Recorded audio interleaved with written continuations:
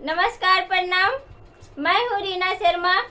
मैं आप सभी के लिए एक मज़ेदार झूमर लेकर आई हूँ और झूमर सुनिए।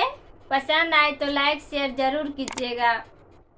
लड्डू या पेड़ा के कोठा उठाई दा, लड्डू या पेड़ा के कोठा उठाई दा, जिलेबिया के राजा खिड़की कटाई दा, जिलेबिया के राजा खिड़की कटाई दा। लड्डू या पेड़ा के कोठा उठाई दा, जिलेबिया के राजा खिड़की कटाई दा, जिलेबिया के राजा खिड़की कटाई दा।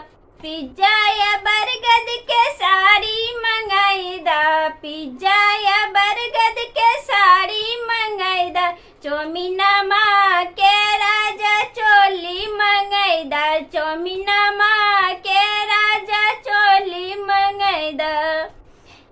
पतरी कमरिया में लंबी लंबी बाल है, पतरी कमरिया में लंबी लंबी बाल है, पलरवा में राजा बेब कट कटाई दा, पलरवा में राजा बेब कट कटाई दा, पलर